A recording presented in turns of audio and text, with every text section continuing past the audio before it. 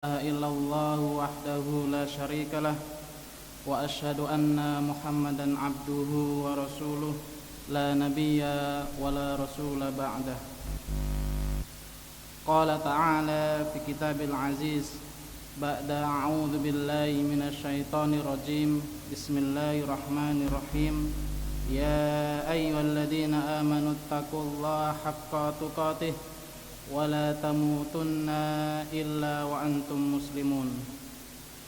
وقال رسول الله صلى الله عليه وسلم في حديث الشريف من كان يؤمن بالله واليوم الآخر فليحب أخيه ما يحب لنفسه. Alhamdulillah, segala bersyukur kepada Allah Subhanahu wa Ta'ala, yang mana Allah masih melimpahkan nikmatnya kepada kita semua, yaitu nikmat ketaatan, nikmat sabar dalam mentaati Allah Subhanahu wa Ta'ala, yaitu dengan melaksanakan sholat subuh, yang mana mudah-mudahan dengan langkah kaki kita dari rumah menuju Masjid Darussalam ini dicatat oleh Allah Subhanahu wa Ta'ala sebagai seorang muslim yang mempunyai keimanan yang kuat. Yang kedua, salawat dan salam semoga tercurahkan kepada uswah kita Nabi Muhammad sallallahu alaihi wasallam. Bapak Ibu yang dirahmati oleh Allah Subhanahu wa Ta'ala, kalau kita ketahui di zaman ini berbeda dengan zaman 10 tahun yang lalu, bahkan berbeda dengan zaman 20 tahun yang lalu dan seterusnya. Maka ada sebuah hadis dari Uqbah bin Amir, qala sami'tu Rasulullah sallallahu alaihi wasallam yaqulu ya'jabu rabbukum min ra'i ghanama fi ra'si sadiyatin fi jabalin yu'adhdhinu bis salati wa yusalli fayaqulu Allah azza wa jalla unduru ila abdi hadza yu'adhdhinu wa yuqimus shalah yakhafu minni qad ghafartu li abdi wa adkhaltuhu al jannata. Yang mana dari Uqbah bin Amir berkata, aku mendengar Rasulullah sallallahu alaihi wasallam bersabda, Allah telah takjub kepada seorang, yaitu orang penggembala kambing yang berada di atas bukit. Kemudian di sana dia mengumandangkan adzan, kemudian dia sholat. Lalu Allah berkata, lihatlah hambaku ini, dia telah mengumandangkan adzan kemudian mendirikan sholat, dan dia telah takut kepadaku, dan sungguh aku telah mengampuninya dan memasukkannya ke jannah, ke surga. Dari hadis ini kita bisa ambil kesimpulan bahwasannya zaman semakin berkembang, maka disitulah godaan semakin berkembang juga, ya. Maka salah satu cara untuk supaya kita sabat, kita istiqomah di jalan Allah Subhanahu wa Ta'ala, yaitu selalu mendekatkan diri kepada Allah Subhanahu wa Ta'ala serta memperbanyak sholat. Inilah satu-satunya, ya, cara agar kita kuat menghadapi godaan-godaan di dunia ini, yaitu dengan mendekatkan diri kepada Allah dengan sedekat-dekatnya, lalu memperbanyak sholat. Maka dengan itu insya Allah kita selalu istiqomah di jalan Allah Subhanahu wa Ta'ala. Bapak Ibu yang dirahmati oleh Allah Subhanahu wa Ta'ala, qala Nabi sallallahu alaihi wasallam ya'ti 'ala nas zaman, maka akan datang suatu waktu, suatu zaman yang akan menemui kita, yaitu manusia, la yubalil mar'u ma akhadha minhu, maka orang itu tidak akan menghiraukan apa yang diambilnya, aminal halali aminal haram, baik itu haram atau yang halal, yaitu harta. Nah, ini rawahul Bukhari. Maka ada masa yang mana manusia tidak akan memikirkan, tidak akan melihat, mempertimbangkan apakah yang diambilnya itu suatu perkara yang haram, yaitu harta, atau yang halal. Maka kalau melihat hadis ini, tentu sudah terjadi di setiap waktu, ya, di setiap zaman, baik di era kita maupun sebelum-sebelumnya.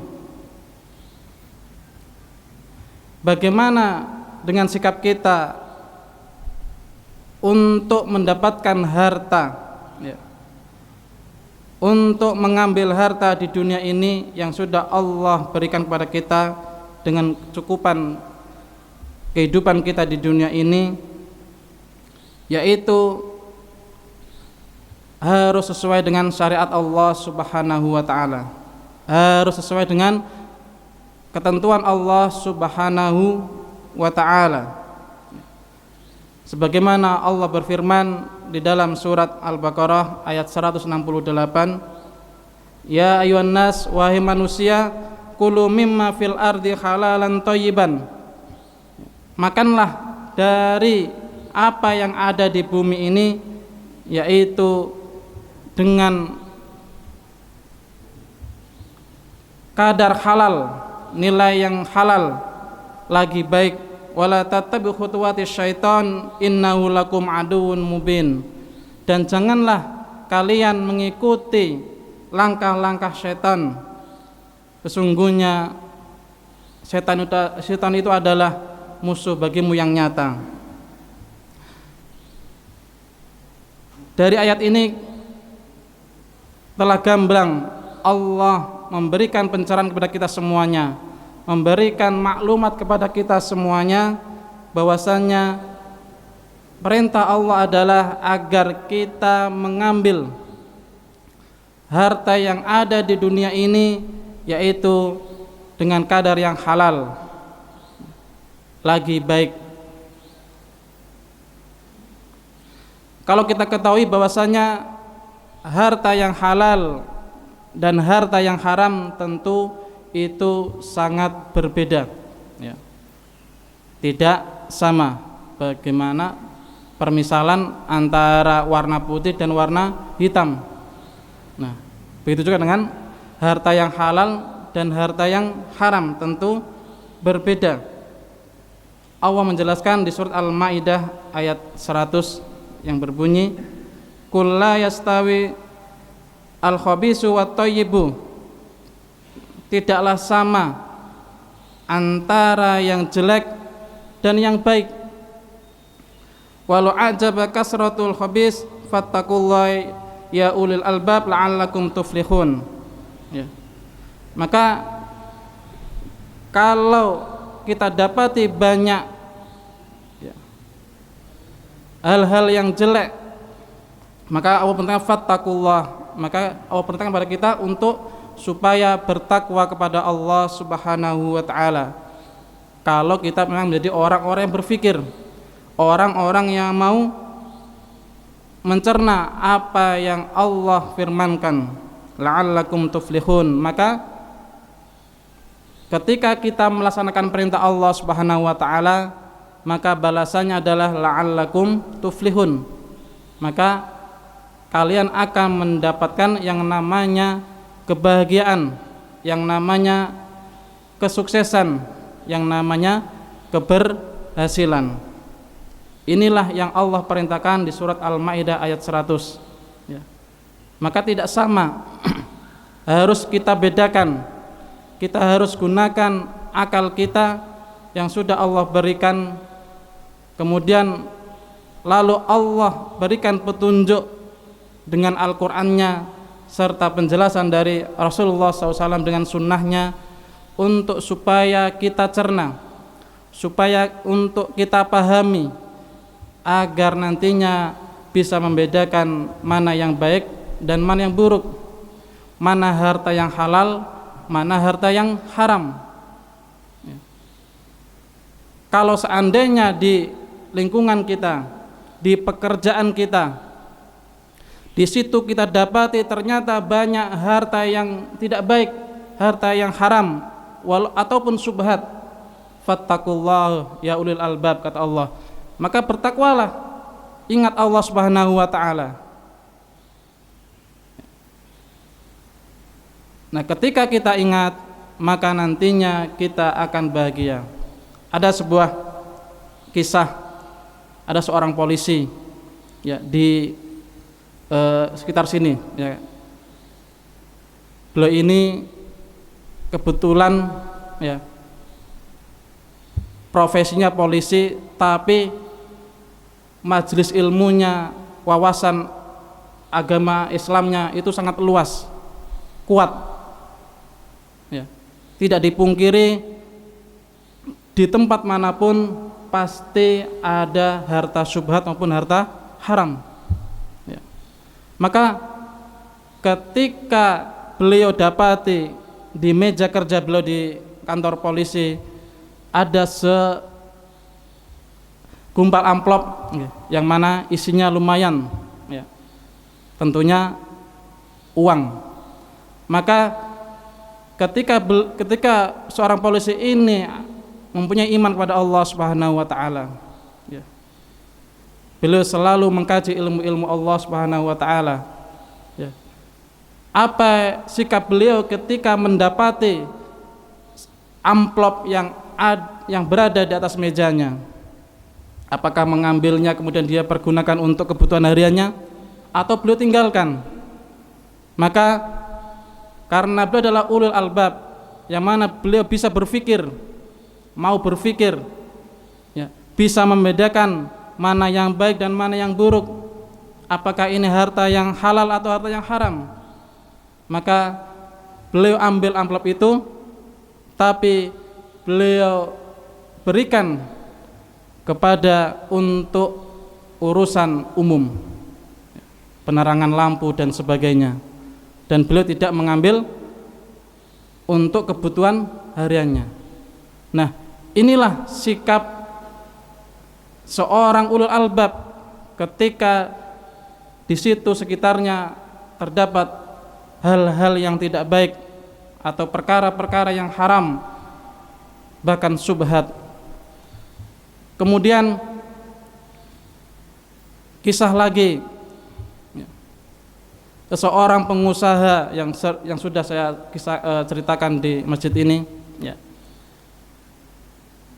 Dia adalah orang berkeluarga, yang mana dia adalah seorang pengusaha pengepul rosok. Pengepul rosok. Ketika Allah memberikan limpahan usahanya itu, makin hari makin berkembang, yang mana omsetnya 1 bulan 700 juta ya. Dan pemasukan yang paling besar di antara rosok itu adalah botol ya, botol kaca ya. Dan ketika beliau ini menjadi pemasok terbesar di Jawa Timur ya, untuk barang botol kaca ini, ketika beliau selidiki ya, kemanakah botol ini digunakan oleh pembeli ya. Ternyata apa, Pak? Botol itu digunakan untuk mengisi miras, mengisi homer ya. Nah, ketika sudah mengetahui tentang itu, maka gelisahlah hati suami istri tersebut, pengusaha itu ya. Kira-kira usaha saya ini baik atau buruk, berdampak kebaikan kepada diri saya, pekerja saya, dan orang lain atau tidak ya. Maka beliau berpikir ya. Nah, ketika beliau ini berpikir untuk ya bertakwa kepada Allah Subhanahu wa taala, maka Allah berikan ia ujian agar lebih kuat keyakinannya, yaitu apa? Ketika pengiriman barang satu truk ya besar ya. Dan laba sekali jalan itu adalah 5 juta, ya, laba bersihnya. Maka tidak disangka dan tidak diduga, ya, mungkin itu ujian dari Allah Subhanahu wa taala, ya. Tiba-tiba mobilnya itu rusak. Sopirnya tidak tahu permasalahannya. Setelah dicek apa? Air radiatornya habis. Kemudian macet. Dan ketika macet itu untuk memperbaikinya sesuai dengan keuntungannya, habis. Nah, kemudian setelah kejadian itu beliau ini kembali berpikir keras. Jangan-jangan ini teguran dari Allah Subhanahu wa taala. Kemudian ketika beliau berdua ini menghadiri majelis, ya, di sebuah masjid, kemudian, ya, bertanya kepada salah satu ustadz, ya, mengenai usahanya itu, maka semuanya mengatakan bahwasannya, ya, untuk meninggalkannya. Ya.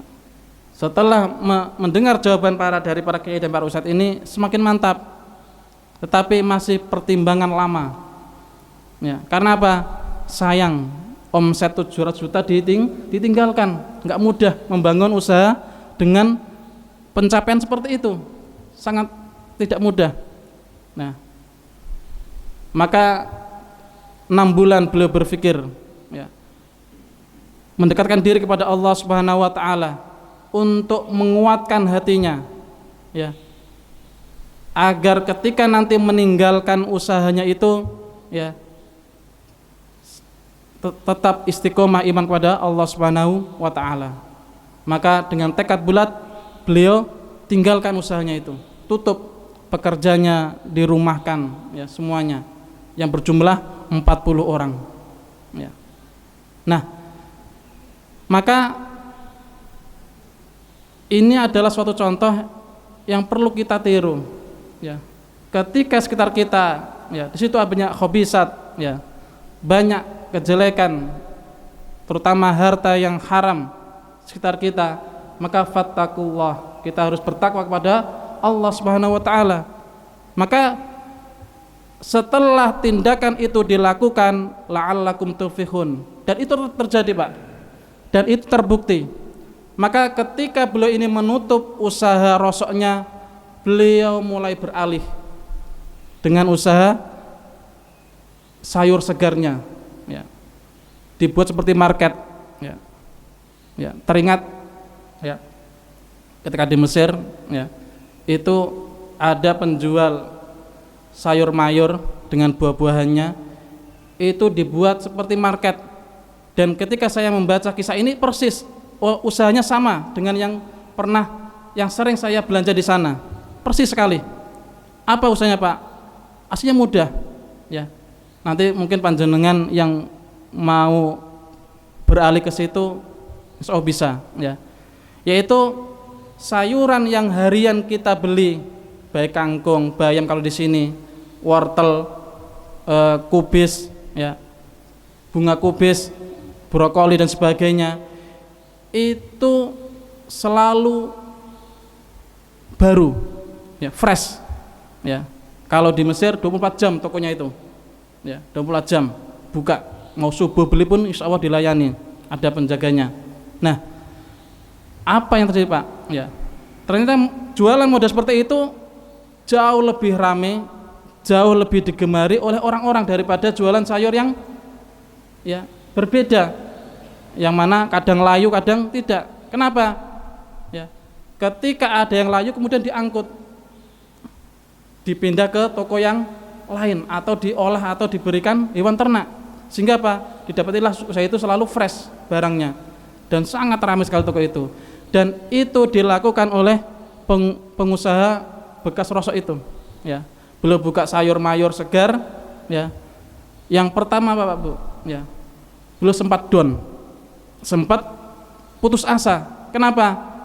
Ya, yang dahulunya selalu megang 700 juta per bulan, hanya megang 7 juta, 10 juta, jauh sekali, ya. Tetapi ketika beliau kuat, ya, dan selalu mendekatkan diri kepada Allah Subhanahu wa taala, maka lambat laun usahanya berkembang. Bahkan ya, omsetnya melebihi omset usaha rosoknya, 700 juta per bulan. Beliau punya 3 cabang. Ya. Nah, melihat kisah ini, benar adanya firman Allah Subhanahu wa taala tadi, Al-Maidah 100, la'allakum tuflihun. Ya. Ketika kita sudah bertakwa kepada Allah Subhanahu wa taala dengan jernih, ya, dengan akal yang sudah Allah berikan kepada kita, kemudian kita gunakan akal untuk membaca ayat-ayat Allah Subhanahu wa taala, maka la'allakum tuflihun. Maka benar adanya, ya, Allah memberikan, ya, balasan dari hasil takwanya kepada Allah Subhanahu wa taala, ya. Maka usahanya berkembang, ya. Bapak Ibu yang dirahmati oleh Allah Subhanahu wa taala, ya. Tentu banyak kisah-kisah yang lain, ya, ketika kita menghindari perkara-perkara yang mana itu haram ataupun syubhat, ya, dan kita bertakwa kepada Allah Subhanahu wa taala, maka kebahagiaan itu akan menyertai, akan Allah berikan kepada seorang muslim.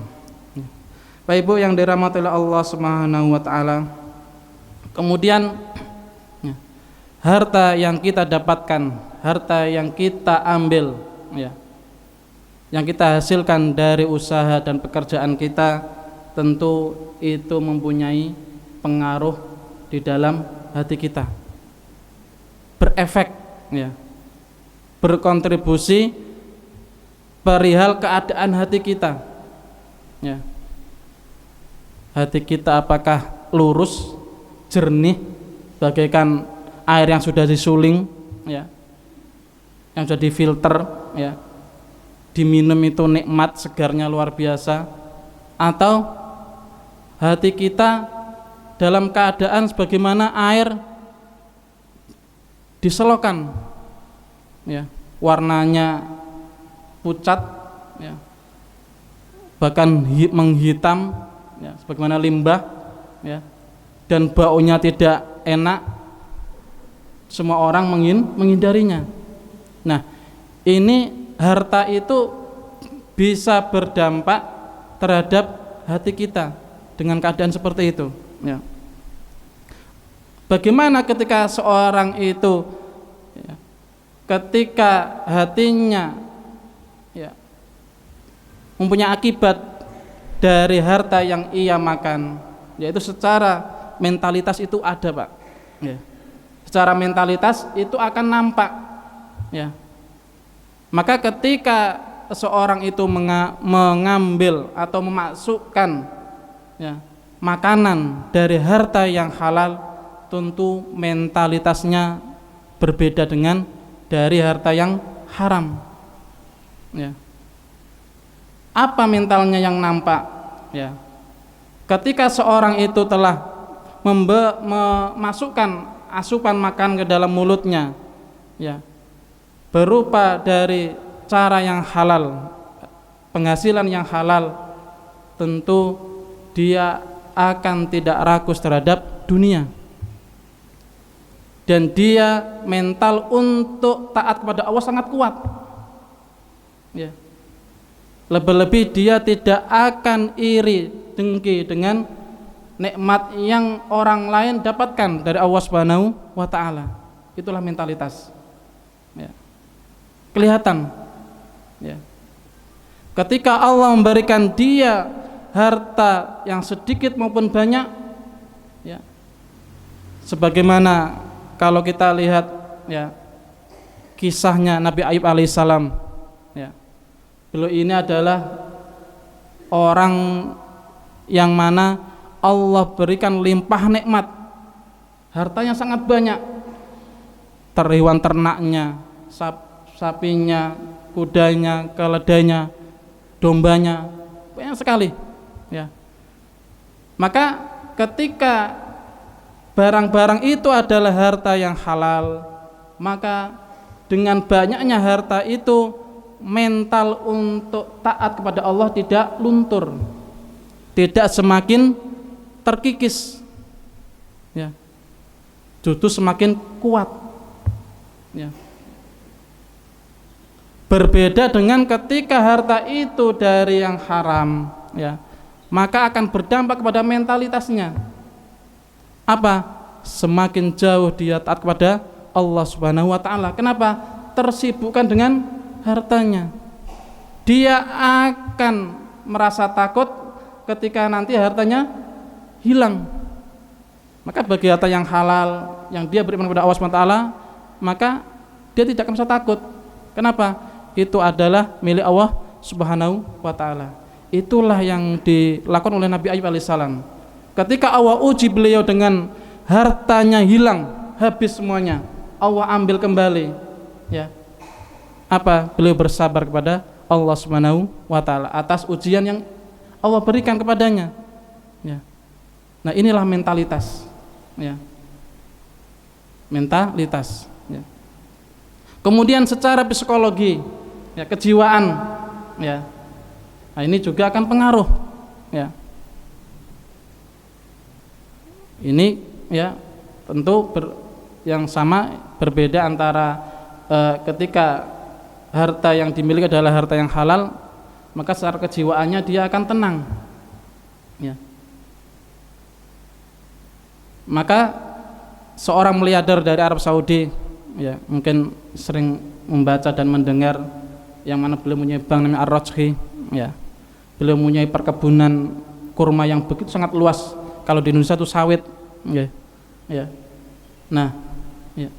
Kemudian ketika beliau di masa tuanya, ya, beliau letakkan semua hartanya itu, ya, beliau bagikan kepada keluarga dan kerabatnya, ya. Kemudian beliau hanya mengambil sedikit, ya. Secara psikologi beliau nggak merasa takut kalau hartanya jadi milik orang lain, ya. Jadi milik orang lain. Kenapa?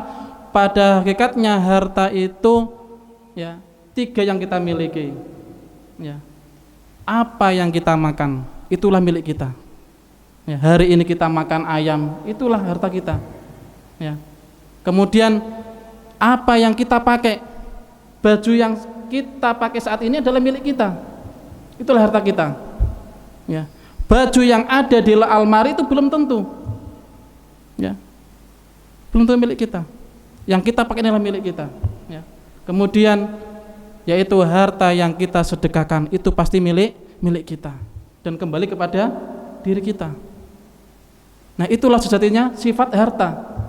Maka nantinya ketika kita diberi Allah kekayaan yang banyak, ya, ya, limpah rezeki, ya, mobilnya 10, rumahnya di berbagai daerah, tanahnya seluas hamparan bumi misalkan, ya, maka, ya, sejatinya itu nanti bukan milik kita. Milik siapa, Pak? Ketika manusia sudah meninggal, itu adalah milik ahli waris. Ahli waris, ya. Ahli waris.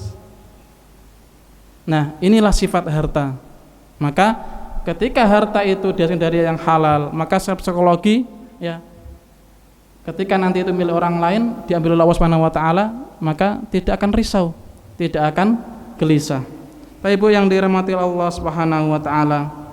Kemudian bagaimana sifat harta haram itu, ya. Yang pertama adalah ketika harta haram itu diambil oleh seorang, maka orang itu akan menjadi rakus, Pak. Jadi tomak, ya. Sudah dikasih 1 amplop minta 5 amplop.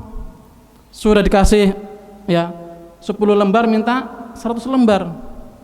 Dan akan semakin minta untuk bertambah, ya. Nah, maka Nabi Ayub alaihissalam ketika beliau ditanya oleh Allah Subhanahu wa taala, "Bukankah aku sudah berikan kepadamu harta yang melimpah?" Apa kata Nabi Ayub? "Iya benar ya Allah, ya Tuhanku, tapi aku masih kurang keberkahan darimu." Ya. Yang kurang apa? Yang apa? Keberkahannya, bukan jumlah hartanya oleh Nabi Ayub alaihissalam. Berbeda antara jumlah harta dengan keberkahan, berbeda. Nah, kemudian sifat harta haram yang kedua adalah tentu doanya tidak akan terkabul, sebagaimana yang sudah sering dikaji di hadis Arba'in Nawawiyah, ya. Ketika ada seorang yang dia lagi kesusahan berdoa, ya Allah ya Rabbi, ya, ternyata makanannya haram, minumannya dari yang haram, pakaian pun dari yang haram, maka mardud doanya, ditolak oleh Allah Subhanahu wa ta'ala, ya.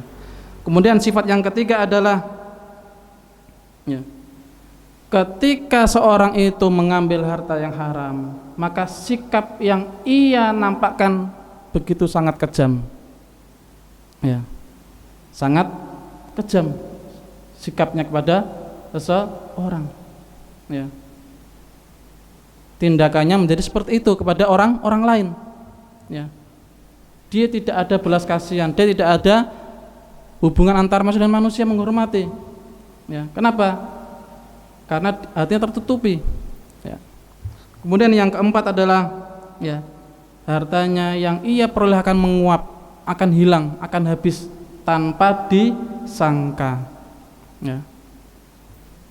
2004-2005 ketika saya di Malang itu berteman dengan seorang yang mana dia ini bekerja di gudangnya orang Cina, Pak. Dia bicara saya, Mas, ya, ini orang Cina ini kurang ajar. Kenapa? Saya ini kerja kayak kerja rodi, kayak babu, ya, nggak kenal waktu, nggak kenal keadaan, ya.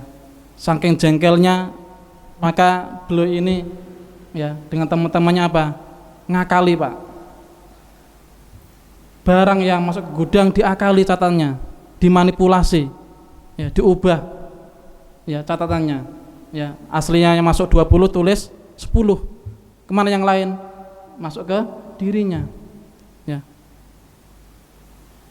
Apa yang terjadi, Pak? Ketika dia lakukan itu, ya, dia memiliki harta lebih dari gajinya, ya. Ternyata apa? Uangnya itu digunakan untuk berfoya-foya dengan temannya, mabuk, ya, main-main, ya, dan habis begitu saja, dan dia nggak nyangka kok cepat habis. Temannya kecelakaan, butuh pengobatan, dia keluarkan uangnya, ya, karena teman senasibnya dengan kesenangannya itu habis, Pak, ya. Inilah contoh harta yang haram, dia akan menguap, akan hilang, ya, sangat mudah sekali. Kemudian yang kelima adalah hati nuraninya akan menjadi buta, Pak, ya. Hati nurani akan menjadi buta.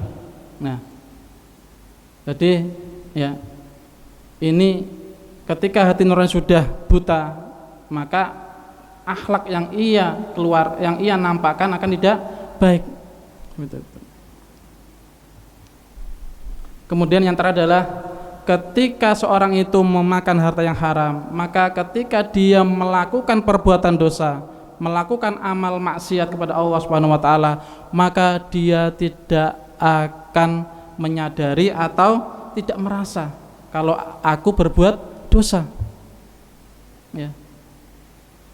Maka akan semakin senang pada dirinya untuk melakukan perbuatan maksiat tersebut, ya. Maka kalau selorohnya, ya, Bapak di sini, ya, baik di Wonosalam maupun di sini yang viral di Demak ini, ya, ketika masalah lingkar di Satroni atau diatur oleh kabupaten, ya, ada yang mengatakan, ya, langko nak uang apik kabeh sing elek sapa, kan ngoten to. Langko nak uang masuk surga kabeh sing mlebu neraka ki sapa. Nah, ini kan, ya, maka ketika dia berbuat maksiat tidak merasa, ya, kalau itu adalah sebuah kemaksiatan, ya. Nah, ini sifat dari harta yang halal, yang haram.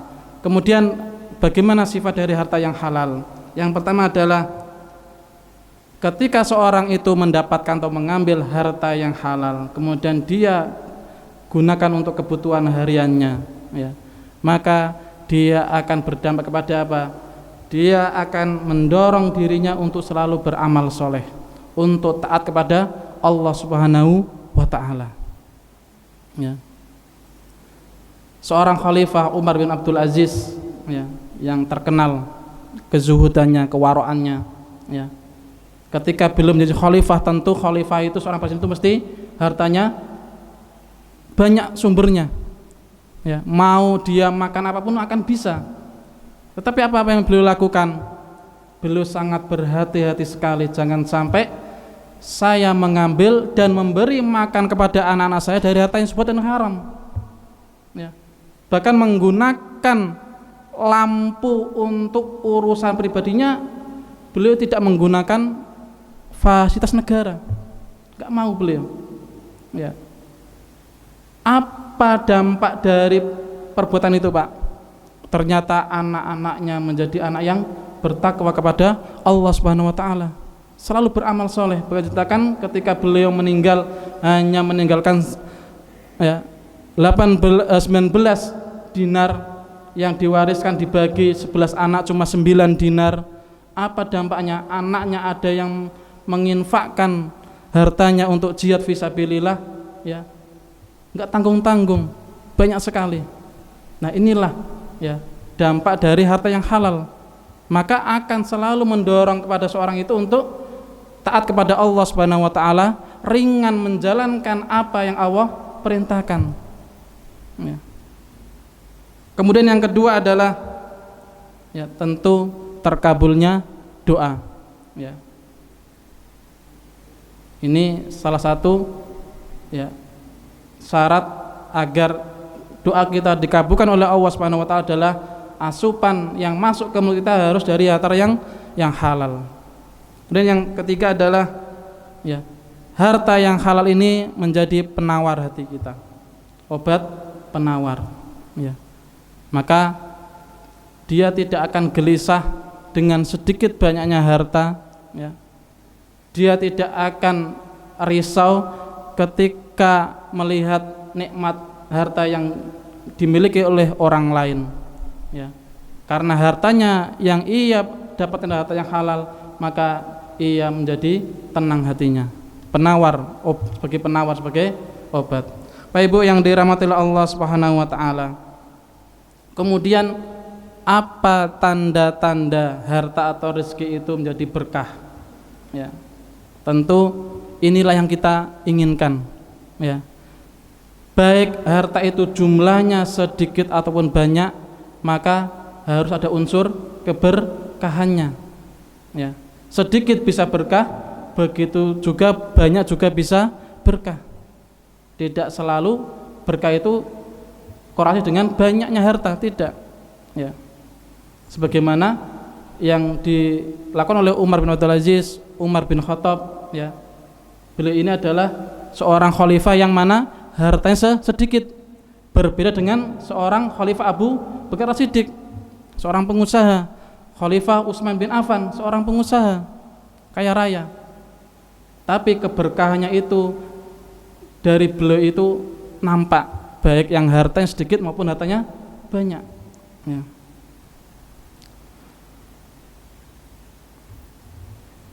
Harta yang berkah itu harus bersumber dari yang halal tentunya, ya. Innallaha thayyibun la yuqbalu illa thayyiban, ya. Sebenarnya Allah adalah Maha bagus, tidak akan menerima kecuali yang bagus, yang baik, ya. Maka kalau harta yang kita ambil adalah harta yang haram, maka tidak akan Allah sukai, ya. Setelah dari harta yang halal, sumber yang halal, yang kedua adalah, ya, harta itu digunakan untuk kebaikan di jalan Allah Subhanahu wa Ta'ala, ya. Untuk membangun masjid, untuk memberi kebutuhan para duafa, para masakin, para fuqara, ya. Untuk memelihara anak yatim piatu, ya. untuk keperluan para duat, para dai untuk menyebarkan agama Islam.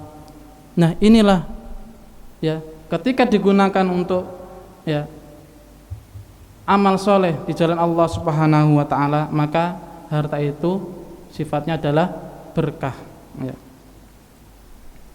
Nah, bagaimana tandanya itu berkah? Yang pertama adalah orang yang memiliki harta tersebut hatinya semakin dekat kepada Allah Subhanahu wa taala. Ya. Sebagaimana ya seorang miliarder Saudi tadi ya, hartanya sangat luar biasa banyaknya ya. Tapi kedekatan dirinya dengan Allah semakin dekat. Nah, ini sifat tanda-tanda dari keberkahan harta. Yang kedua adalah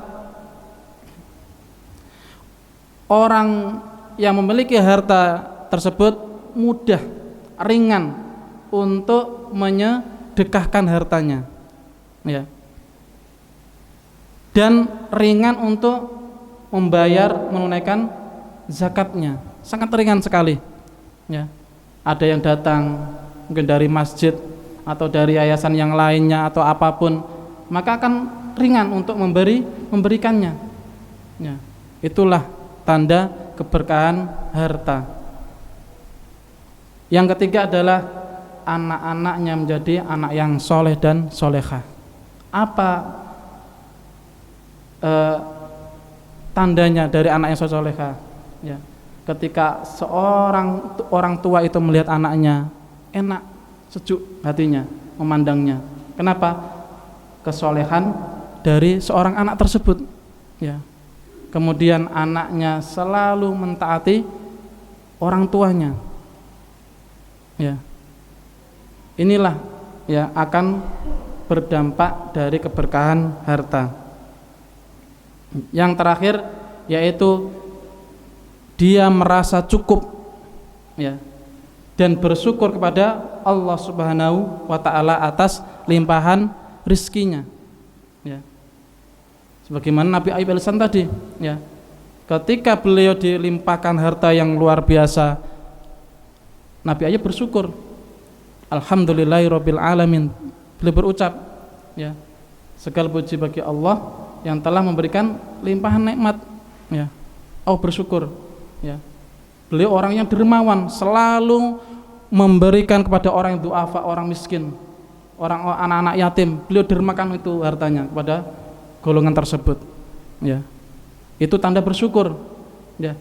Dan beliau merasa cukup ya. Maka kita tanya Allah, apakah sudah banyak? Iya ya Tuhanku, banyak sekali, tapi aku masih kurang keberkahan. Nah, ini ya tanda harta itu menjadi berkah pada pemiliknya. Kemudian bagaimana harta itu tidak berkah ya? Apa tandanya ya? Yang pertama adalah ya, tadi mudah hilang, mudah menguap ya. Dapat 10 juta tahu seminggu sudah habis, entah untuk apa ya, nggak disangka, nggak dinanya. Kemudian yang kedua adalah ya, harta yang tidak berkah itu akan membawa penyakit ya. Ada yang hartanya banyak, sakitnya juga nemen ya. Bahkan ya, sakitnya dari satu ke penyakit yang lain selalu berkembang. Nah, ini hasil dari harta yang tidak berkah ya. Kemudian yang ketiga adalah ya, hatinya menjadi tidak tenang. Walaupun hartanya banyak, hatinya tidak tenang, tidak berdampak. Dengan banyaknya harta, hatinya menjadi tenang, enggak berdampak ya. Sehingga dia apa? Tadi dia pingin memperbanyak hartanya ya. Dia ingin ya mendapatkan semua ya dari manapun. Nah, inilah ya tanda harta yang tidak berkah. Kemudian yang terakhir ya, ketika dia memiliki harta yang banyak, maka dia akan sulit untuk dipakai untuk kebaikan pada Allah Subhanahu wa taala ya. Membayar zakat enggan, ya. Menyantuni para du'afa masakin enggan, ya. Apalagi memelihara anak yatim, ya. Maka seorang yang pengusaha rosok dan beralih ke sayur mayur itu, beliau untuk menjadi berkah, apa yang dilakukan? Beliau memelihara anak yatim, Pak. Pertama satu anak yatim dia pelihara, dia tanggung, ya, kehidupannya. Nah, kemudian kok semakin bertambah, naik lagi, ambil satu lagi, jadi 2, dan seterusnya. Maka seorang pengusaha batu alam, kebetulan background dia adalah seorang santri, beliau mengatakan yang sangat luar biasa. Ketika kita ingin berbuat kebaikan, menyantuni orang du'afa, memelihara anak yatim, dan apapun, maka nantinya Allah akan bentangkan harta itu, ya. Allah akan bentangkan harta itu untuk kita kalau kita mempunyai arah ke sana. Dan itu dibutuhkan oleh beliau, pengusaha batu alam yang di Lumajang ini, ya, luar biasa, ya. Beliau dulu usahanya gonta-ganti, jatuh bangun. Ketika beliau gunakan prinsip ini dan beliau lakukan, apa, semakin bertambah, ya, hartanya, berkembang usahanya. Kenapa? Saya berniat usaha saya ini nantinya saya gunakan untuk menyantuni para du'afa, untuk memelihara anak yatim piatu. Maka Allah akan bentangkan harta itu untuk kita. Dan itu dibutuhkan oleh seorang pengusaha batu alam di Lumajang, ya. Nah, Bapak Ibu yang dirahmati Allah Subhanahu wa taala, yang terakhir, bagaimana agar kita meraih harta yang berkah, yaitu syaratnya adalah iman kepada Allah Subhanahu wa taala. Ini yang harus kita utamakan, yaitu diri kita mempunyai iman kepada Allah Subhanahu wa taala. Nah, bagaimana wujud iman itu? Ya, kita harus mengerti asyhadu alla ilaha illallah wa asyhadu anna muhammadar rasulullah. Ya. Allah adalah pencipta dunia dan langit serta seisinya. Dialah Allah yang memberi rizki, dan dialah Allah yang menghidupkan dan mematikan, ya. Dan dialah Allah yang mengatur alam raya ini. Itu adalah iman kepada Allah Subhanahu wa taala. Kalau ini kuat di dalam hati kita, maka insya Allah, ya, keberkahan harta itu akan kita dapatkan, ya. Yang kedua adalah selalu beramal soleh, ya. Kan gitu, man amila amalan solehan min dzakarin aw unsa, kan gitu. Jadi siapa saja yang beramal soleh, ya, baik golongan laki-laki maupun perempuan, ya, dan dia beriman kepada Allah Subhanahu wa ta'ala, wa huwa mu'minun, ya, falanuyanu hayatan thayyibah, maka baginya akan mendapatkan hidup yang baik, ya, hidup yang baik. Nah, hidup yang baik itu seperti apa? Hidupnya berkah dari amal solehnya, ya. Bapak Ibu yang dirahmati Allah Subhanahu wa taala, ya, sedikit lagi, ya. Kemudian apa kiat untuk mendatangkan keberkahan dari harta kita? Yaitu yang pertama adalah mensyukuri nikmat, ya. Maka dalam sebuah hadis, ya, ketika seorang itu diberi Allah limpahan rezeki, maka dia bersyukur, dan itu baik baginya. Dan ketika Allah beri, ya, Allah uji dengan kemiskinan, dia bersabar, maka itu baik baginya. Dan itulah yang dilakukan oleh Nabi Ayub alaihissalam. Ketika pertama Allah berikan limpahan rezeki, beliau bersyukur. Ketika Allah ambil hartanya, beliau bersabar. Kemudian setelah kesabaran itu ia tunaikan, ya, bertahun-tahun terhadap ujian Allah Subhanahu wa taala, maka apa? La'allakum tuflihun. Apa buktinya? Allah kembalikan nikmat yang Allah berikan sebelumnya, hartanya kembali, ya, anaknya kembali, kesehatan juga kembali. Itulah yang dialami oleh Nabi Ayub alaihissalam, ya. Kemudian yang kedua adalah menunaikan zakat, ya. Harta itu harus kita bersihkan, ya, kita tunaikan, ya. Apalagi zakat itu artinya adalah berkembang dan bertambah, maka jangan risau, ya. Ketika harta itu kita zakati, sejatinya itu adalah akan berkembang dan, ya, bertambah. Itu kalau melihat arti zakat secara bahasa, ya. Kemudian yang ketiga adalah, ya, bekerja dengan hati qanaah, ya, bekerja dengan hati qanaah, jangan rakus, ya, sebagaimana yang dilakukan oleh Khalifah Umar bin Abdul Aziz. Beliau qanaah, ya, ini milikku, ini milik negara, ya, tidak diambil semuanya, ya. Beliau bedakan, ya, mana yang hak untukku, mana yang tidak untukku, ya. Kemudian yang ketiga adalah, yang keempat adalah beristighfar kepada Allah Subhanahu wa taala, ya, dari apa yang kesalahan dilakukan, ya, atau bertobat pada Allah dari dosa yang dilakukan. Kemudian yang kelima adalah menyambung silaturahim, ya. Kita jalin hubungan antar sama manusia, antar saudara, antar kerabat, antar masyarakat, itu kita jalin. Kenapa? Dengan memperbanyak kawan itulah kita memperbanyak, ya, pintu-pintu rezeki, ya.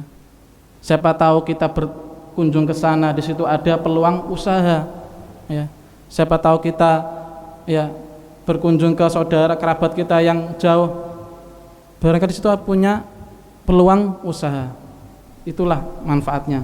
Kemudian yang terakhir, ya, mencari rezeki harta dengan cara yang halal, ya, dengan cara yang halal, ya, yaitu gunakan waktu pagi untuk bekerja, malam untuk beribadah kepada Allah Subhanahu wa taala. Jangan bekerja all out satu hari, ya. Pagi iya, malam iya, sehingga apa? Tidak punya waktu untuk beribadah kepada Allah Subhanahu wa taala, ya. Allah berikan siang itu untuk mencari rezeki, malam yang gelap itu untuk bertafakur kepada Allah Subhanahu wa taala. Ada porsi waktunya. Badan kita tidak akan kuat dan kita pun juga tidak akan selesai kalau mencari harta sebanyak-banyaknya, ya. Pak Ibu yang dirahmati oleh Allah Subhanahu wa taala, ya. Inilah kajian pagi ini, ya. Mudah-mudahan dengan apa yang tadi kita paparkan menjadi nasihat bagi kita semuanya, dan mudah-mudahan, ya, harta yang kita peroleh bersumber dari harta yang halal, ya, dan apa yang kita dapatkan menjadi keberkahan dalam keseharian kita, terutama mudah-mudahan kita bisa menjaganya dan berdampak kepada diri kita untuk selalu taat pada Allah Subhanahu wa taala, dan lebih-lebih karena kita punya dzurriyyah, punya keturunan maka jaga keturunan kita dari harta yang haram, ya. Dengan itu nanti insya Allah dengan izin Allah Subhanahu wa taala anak-anak kita menjadi anak yang soleh dan solehah.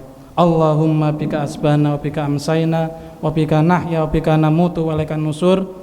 Subhanakallahumma rabbana wa bihamdika asyhadu an la ilaha illa anta astaghfiruka wa atubu ilaik. Assalamualaikum warahmatullahi wabarakatuh.